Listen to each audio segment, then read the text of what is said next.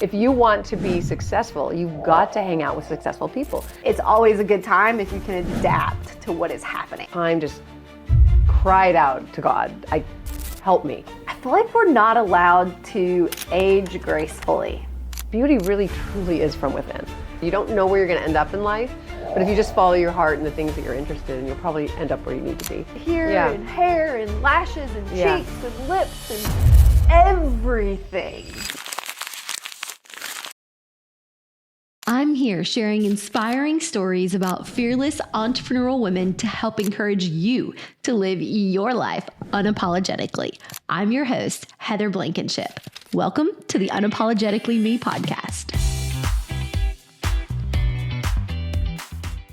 On today's episode, I'll be sitting down with Kathy Fettke, who's been in our industry for over 30 years and comes with a wealth of knowledge. But I'll tell you something, I learned something about Kathy on this episode that I didn't actually know before, and I've known her for quite a few years and heard her on a million different stages. Her ability to keep up with current events and mix them with what's actually going on in the real estate industry and how it affects regular people like you and I is unmatched. So I love hearing her version of what's going on with our market. So let's jump in. Kathy, thank you so much for being here today. I feel like you and I haven't had time to catch up lately. Well, you haven't had time to catch up with your kids, I think, at this point. Well, I met you, has it been 4 years ago? Yeah, and it's been so much in fun. Maui. It's been so much fun to watch you and your family grow. Thank you. It's just incredible. And your business and everything, you're flourishing. Well, I had heard of your husband first, which is I think the backwards for most people, because they know Maybe. you from the On the Market podcast or some of your podcasts and your speaking engagements. But it was during COVID, and Tarl was doing a virtual event. Yeah. And it was the first time I ever heard Rich do his future person thing. His future self. Future self. It's so freaking amazing. He's a shaman. Which book is that from of his? That was, I guess The Wise Investor, but we have it on our website. You can download the We need to put a meditation. link to that because it is so freaking good. He's done that for my women's group, and it is truly transformative the way you think through that process. Also, it's something about his voice. Yes. Like, it is so He's deep so and good at rich it. and grounded. And he's like calm. Yeah. And yes, he's so perfect at that. So I'd heard him on Tarl's virtual event during COVID, and then I was going to the Maui Masterclass for Brandon and Tarl, and y'all were speakers there. Yes. So then I was like, what? Rich has a wife? Which again is the opposite of how most people. Rich has a wife. That's so funny. It's usually vice versa, right? Yeah. And so it was really fun to get to meet you also. And I love your perspective on the market as a whole, because y'all have been in the business for so long. Yeah. And you've seen the ups and the downs, and you dabble in a little bit of everything to be able to have a pulse on that. And so the way your brain thinks through the different articles that you read or the things that come out is really a gift. And I'm sure you've realized that since people ask you that topic so often. Thank you. And I think it's because a lot of influencers, they're like, oh, you do this, you do this, you do this. And you're like, when did you start buying real estate? They're like, oh, 6 months ago. You're like, what is happening? I see it all the time.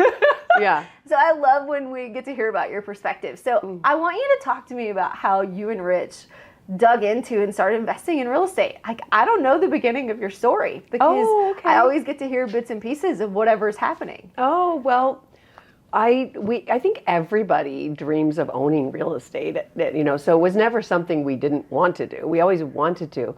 But I was born and raised in the San Francisco Bay Area. The median home price is, over $1 million, and it's always been overpriced. It's just always been expensive. So the idea of buying was just kind of out of reach. And we always thought someday, when we're rich, we'll own real estate, and we can't wait for that day. So we'd work, and then, life would happen. And life really happened hard. Rich ended up being internationally renowned business and personal coach, and wrote a book called Extreme Success that was published by Simon & Schuster.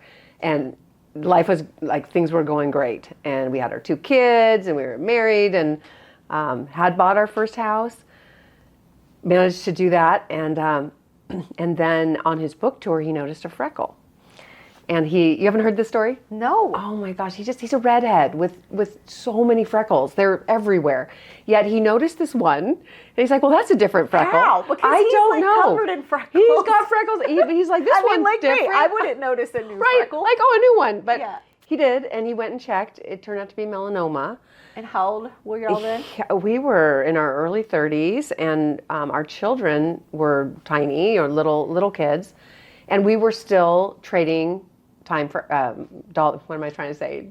Time for dollars. Time for money. Yeah, time for dollars. So we wouldn't make money unless we're working, right? So if you can't work for some reason, then you can't make money, and it's terrifying. So the doctor, but even more terrifying was the doctor did more tests, and they saw some growth on his liver, and they said to him, if this has spread, you have 6 months at best to live. And this is the man of my dreams. We're living like the perfect life. So I refuse to believe it. I'm like, no. This guy jumped off the Golden Gate Bridge, bungee jumping. He was one of the first X Game athletes. And he's like the most fit guy you'll ever see. Like, no freckles, gotta take this man down. Like, I refuse.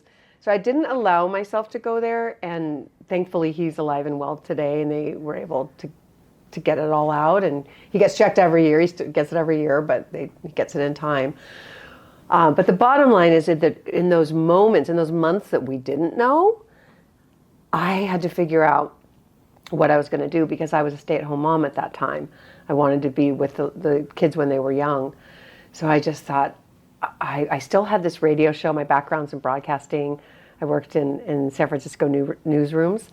And I still had this little Saturday morning radio show, 1 hour, that I would just kind of talk about current events and stuff.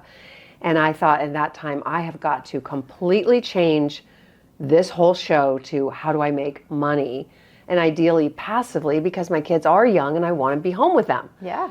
So I just started interviewing. I completely changed the show and started interviewing rich people. That's the best way I could say it. It's like, what do they know that I don't know? They must know something. What were you interviewing people for before that? It was just current events, just news. Okay. Yeah. So this was like, okay, I'm on a mission to find out how we get out of this, because once he was diagnosed, there's a lot of medical bills. For some reason, our insurance didn't cover this particular situation.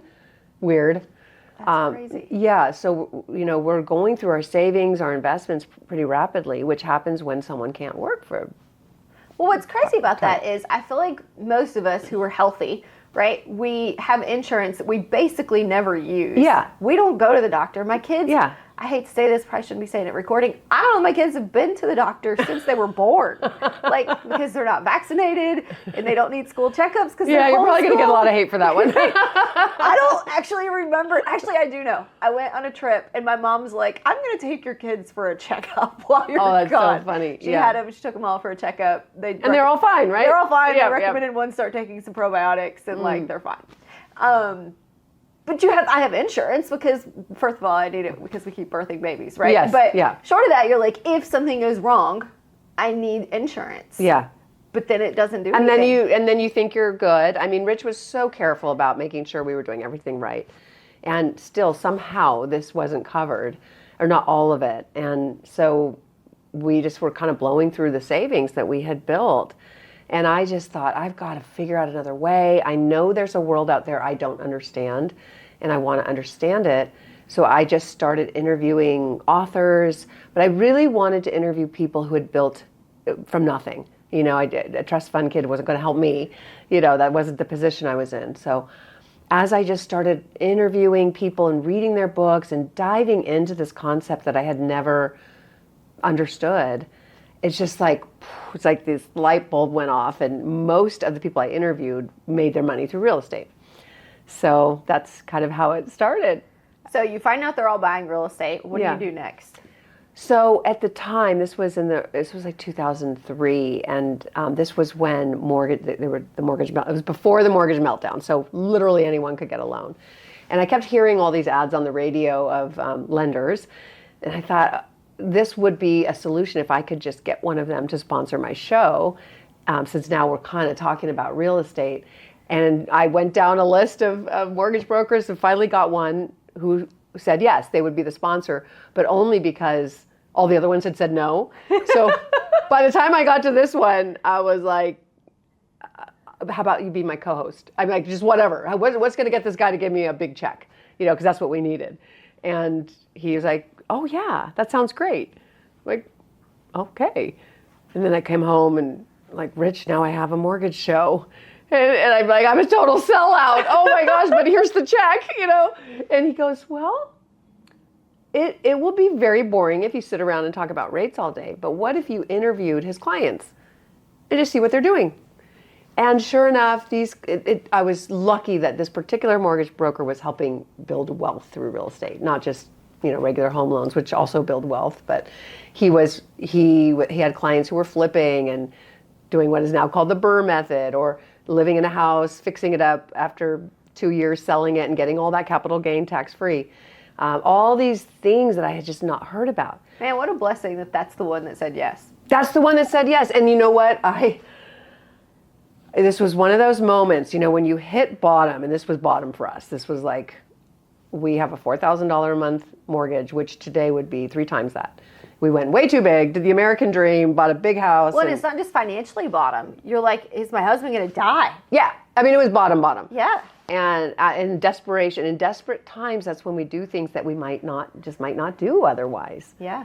So I just, in this desperate time, just cried out to God, help me. And it was like, okay, I'm calling this guy. And it was almost like a mindset shift of, I'm going to call, first it was like, I'm going to call these people and see if they want to sponsor me. And that's not very powerful. But by the time I was like praying and I need an answer, I need a solution, I just called, and it was like with so much power. I want to offer you this extraordinary opportunity to be my co-host on a major San Francisco station. And here's what it's going to cost you.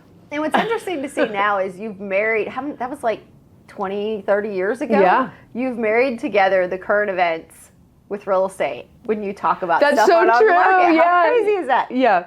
So you've married together both of those. And that skills. was my college degree. I don't think we're going to talk about college later, but it was broadcasting and political science. So it was just my passion. It's so funny how you don't know where you're going to end up in life, but if you just follow your heart and the things that you're interested in, you'll probably end up where you need to be. So I want to talk about college, but first, so you start interviewing all these people, but a lot of people have access to, maybe not that kind of access, but they read books. The social media has all these people on it now, like us, talking about here's how you do it, and this is what we do. Yeah. And some people still think it's for when I get rich, like you said in the beginning. Mm-hmm. Where did you shift from like I'm interviewing these people to you and Rich are going to build this empire? How did it switch? I think literally just surrounding yourself with people who are doing what you want to do that seems very foreign. If it's foreign, it's scary. But if it's closer up to you and you start meeting people that aren't that different from you, they're maybe not smarter than you, but they're just doing something different. So when you surround yourself with those people, something changes. And it's perhaps this belief that can be done, or, that's the connections you make. And so for me, it was immersing myself in the knowledge. And then probably the most important thing is I had to shift my subconscious. A lot of people don't realize that our subconscious is far more powerful than our conscious mind. And our subconscious, unfortunately, is filled with stuff that we didn't choose necessarily. We might have been raised in a family that thought wealthy people were selfish or bad, or we go to a church where it's not godly to have money, or whatever it was in our young years. That's all in there, in this subconscious, and it's thoughts that are just there that aren't even ours, and we don't even know might be running us. So I did come from a Christian background. I did hear my whole childhood that it was not godly to have wealth. And I mean, all the Bible verses there. And people judge people with money. I mean, you see it all the time. They're the evil ones.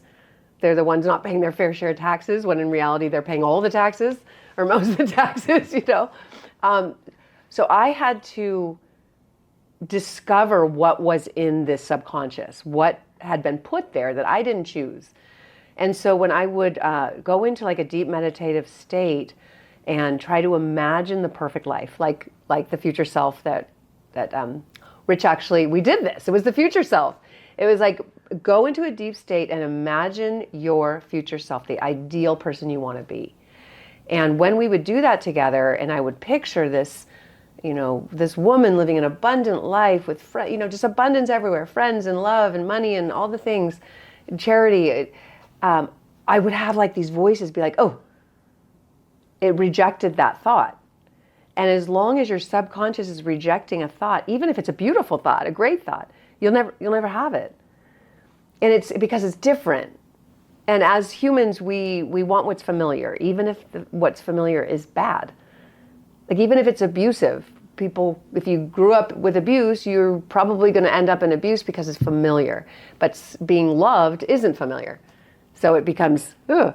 So for me, it was like, wealth is not familiar. I'm going to reject that. So I had to, like for 30 days straight, just go into this meditation, picture myself wealthy, notice all the thoughts that would come up, write them down, journal it, and then question it. Well, where did this come from? Is this really my thought? And then finally, it just shifted, and I could see myself living the life I wanted. Listen, y'all, I know today's episode is inspiring, but inspiration alone will never carry us to our ultimate goals. That's why I started the Society of Entrepreneurial Women. It's a mastermind for high-performing female investors and entrepreneurs who are living their lives unapologetically. In a world where most people don't get us, or they try to keep us confined in a small box, the Society exists to turn off the brakes and set you free. We have weekly calls covering investing, wealth building, health, relationships, family, and a whole lot more. We have small tribes to hold each other accountable to our goals. We have in-person, ladies-only retreats to disconnect and drive each other towards our dreams. And most importantly, this is a community where you can be unapologetically you. Celebrate your wins, scream your successes from the top of the rooftop, become best friends with women who get you. We're 3 years in, and I can honestly say my best friends today are all from the Society. Click the link in the show notes to learn more. And so did you and Rich do that together for 30 days? I did that 30 days by myself, but we did a lot of personal growth workshops together. That's how we met, actually. Really? Yeah. I would love to hear that story. It was just awesome. I was actually divorced, single mom, a 1-year-old, and but I had a business. I was actually a talent agent at the time in San Francisco, and I was a workaholic, totally. And my assistant was like, she knew that I was super off balance and that I was angry at men and never wanted to get married again. And just I think a lot of women start out that way. Right? Yeah. I was just like, I'm not going to try marriage again. That was awful. And anyway, she was like, put this flyer on my desk and said, this workshop's going to really help you with your business. I'm like, oh, make more money? Okay, I'll go do that. But what it really was just personal reflection, growth. Where can what is your mindset that's holding you back? What's holding you back? What are these beliefs? And I was able to just kind of break through it there. And that's where I met Rich. I actually, in the breakthrough moment of like, it's a long story. I kind of collapsed in front of this group of strangers because they kind of called me out on what was really true for me. I thought I would walk in kind of fake. I was a newscaster, so I'd be like perfect hair, perfect makeup, walk in, and then they kind of had me say something that showed that I really didn't believe that. And I just fell on a floor in a pile. It just sobbed. And Rich, when I opened my eyes, it was Rich.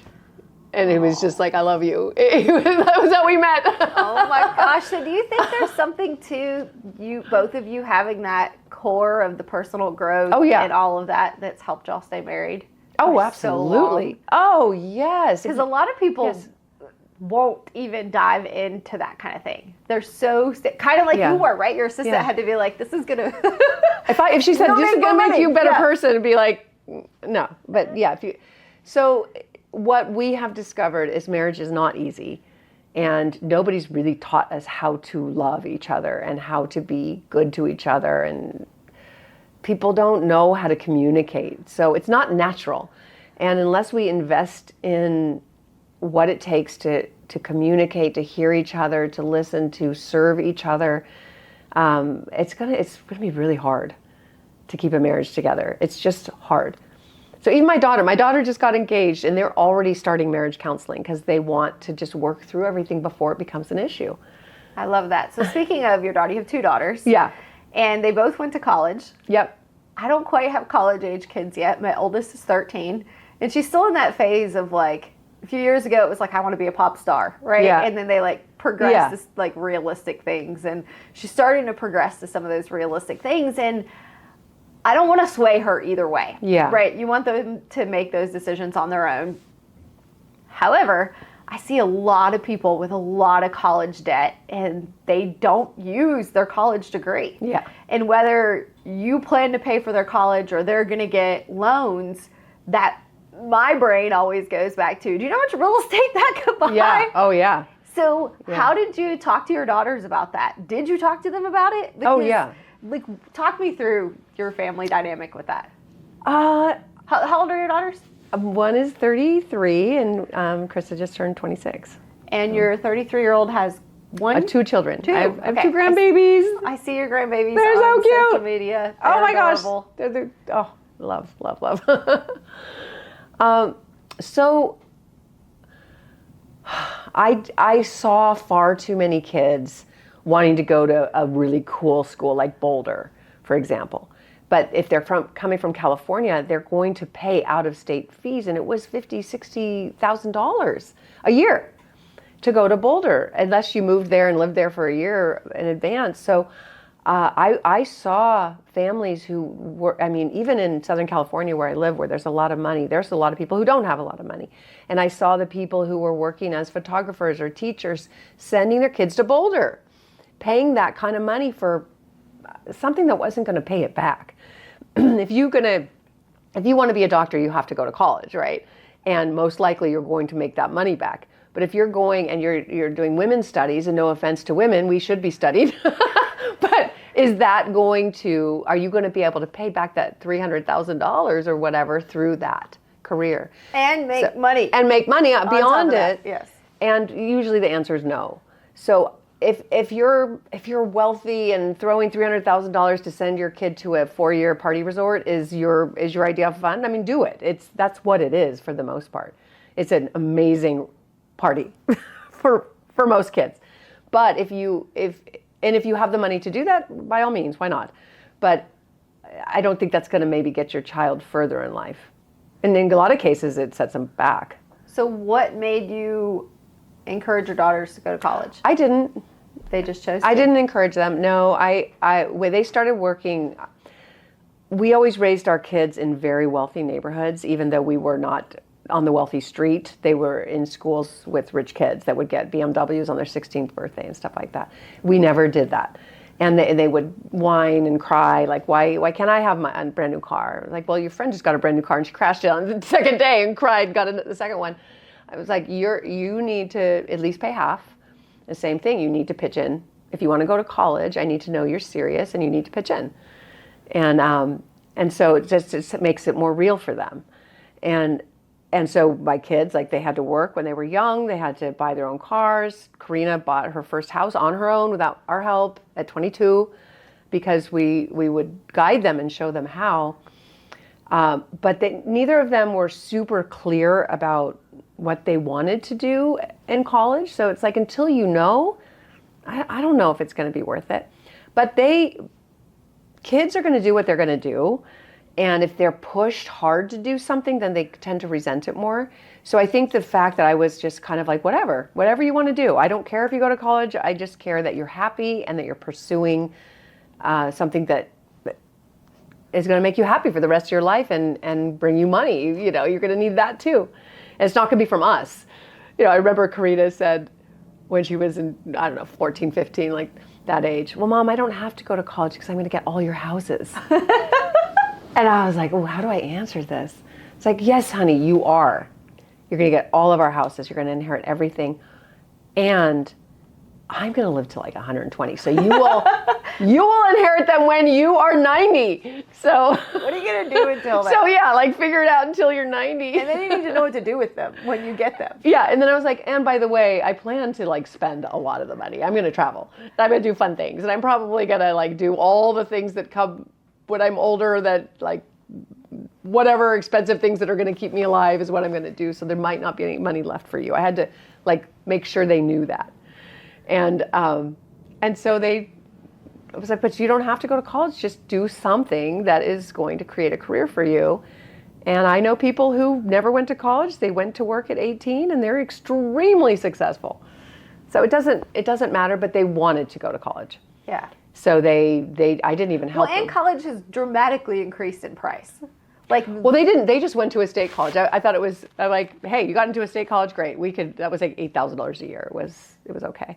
Yeah, and I went to community college first. I was 16 because I was homeschooled. I wanted to go somewhere. I had big ideas. I'm like, Mom, I want to go to Hawaii. And she's like, no. That would be nice. Let's try community college. And then you can go on. Yeah. And even though my mom did that because I was young, I don't understand why that's not talked about more or encouraged more, because you're still going to have the degree from the big university. Yeah. You spend significantly less money. You can live at home, which is a better transition. I'm not sure why. Well, because it's a party. Yeah. Like anyone who doesn't think that college, I mean, it's a party. The whole thing. I'm sorry for anyone that I'm offending, but I know a lot of kids. So I know a lot of kids. Now, unless you have a very clear idea that, hey, I want to be a dentist, I want to be a doctor, I'm going for this purpose. Or, a lot of people do want to go and learn. I did. I wanted to learn. I went to college, and none of my siblings graduated. I wanted to do it. So if the kid has that desire, I would nurture it by all means. Ladies, it's time to redefine the conference experience with the Society of Entrepreneurial Women Retreats. Step inside a world tailored for women just like you, where you can lead, learn, and unwind in style. Our retreats offer everything from insightful investing sessions to fun activities like salsa dancing, boat cruises, food tours, and so much more, ensuring you come back not just inspired, but truly refreshed. Join a community that celebrates you wholly and supports your every endeavor. Ready for a retreat that changes the game? Visit the link in our show notes and find out how you can be part of this exclusive experience. So shifting gears a little bit, you were very much in the, do we call it public eye? Like in a spotlight, right? Yes. Mm-hmm. With social media and podcasting and the books that y'all write. I feel like that's a topic that isn't talked about enough. As women, I feel like we're not allowed to age gracefully. And you are a good role model for that. Oh, thank you. You're beautiful, but you don't look like you're covered in a bunch of extra stuff. And I do think it's okay to have some things done, but there's like this balance. It was funny because we're in Vegas, right? Yeah. And so you see everything here. You see everything. Well, I'm in Southern California. I see You're in everything. Southern Trust me. California. We're in South Florida, right? It's Yeah, all kind of the same. right. And so my husband and I were sitting eating last night, and we're surrounded by a couple totally crazy looking people. And he's like, there's this like balance. And women, they get like some eyelashes and some boobs, but then it goes to this like crazy, like It gets addictive. yeah, like fingernails out to here, Yeah. and hair, and lashes, and Yeah. cheeks, and lips, and everything. Yep. And so you have managed to balance where you can look at you, and I have no idea if you've had anything done. You look beautiful. You look Thank natural, you. and you're doing a really good job of aging gracefully. Thank you. But that's not always celebrated. Yeah, I mean, I live in an area where all the older women kind of look the same. Yes. They And- have this like weird kind of alien look. It's like not quite and human. even if it's not so alien looking, and many of them have gotten that way because I think people are realizing with the fillers, it doesn't actually leave your face, and it kind of just makes you look fat, I guess. But there's, I think it always has just come down to, I mean, this is the first thing that came to mind is self-love. And well, let me back up and say, women carry a tremendous amount of trauma through our cells, through our DNA. If you weren't beautiful, or if you stopped being beautiful, you were kind of tossed away and replaced. And that's reality. That's not, and that's still today. It's not a feminist thing we say. No. Like it's funny jokes and shows. It's comedians say it. Yeah. There's men trade up to get younger wives, right? Like that's reality. That's unfortunately always been, and still today. Still today there are places where I'll cry if I talk about how women are treated in many countries today. But I do believe that trauma is passed down. And so there is an internal fear for many women that if I age and if I am not as beautiful as I was when I was 20, I'll be worthless. And that's a terrifying thing. And so if you feel that way, you're going to do everything you can to not age or be ugly, right? So my daughter, my youngest daughter, Krista, ended up in an Alpha Phi that's like it's a Greek system, a sorority that's like all beautiful. Everyone's gorgeous. And she would tell me her friends were doing all of it. They were doing the Botox. They're 18 years old and doing Botox and fillers and eyelashes and eyebrows and nails, and they were spending thousands of dollars a month. How? I remember trying bartending through college to be able to buy my groceries. I know. How do these girls I pay don't for- know. I guess Because if there's an internal fear that you'll never They'll be figure out how to worth get the money. anything, you're gonna figure out how to get the money. figure it out. Yeah. But if you have cultivated an inner love for yourself and for more than the exterior, for who you are, beauty really truly is from within.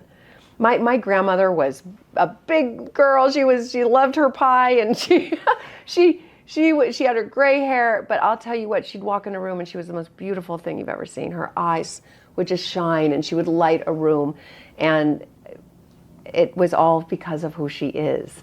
So I think I learned that pretty young for some reason.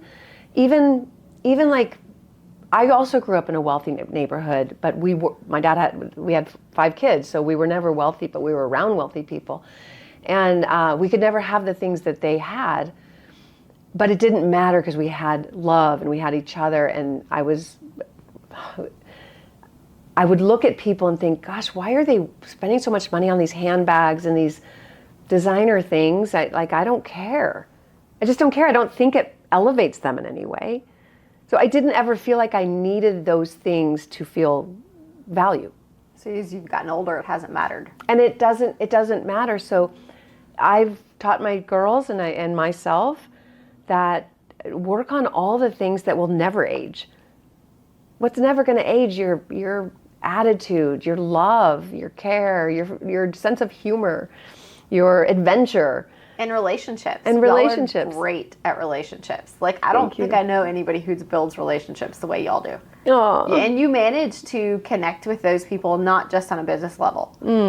So Thank you. I'm curious, why do you think that is? Because you and Rich are both great at it. Oh, thank you. I think it's something we learned. We were both certified coaches from the Coaches Training Institute. And it was very much another mind shift thing where the whole training, in order to help somebody progress in life, is to be curious and to ask questions and not tell people what to do or what you see or give advice or any of that. This coaching program we did it truly taught us that everyone is unique. Everyone is special, a child of God. How could I possibly know what somebody else needs or wants? Everybody's different. You give advice on someone wants to lose weight. Oh, do this, it worked for me. Well, you know what? Their body is different. And it's not going to be the same. I mean, yes, we all need to eat well and exercise. That's true for everybody. But how you do it is different for everybody. So we learned just draw out, ask more questions. And I think people appreciate that. They want to be heard. They want someone to care about it.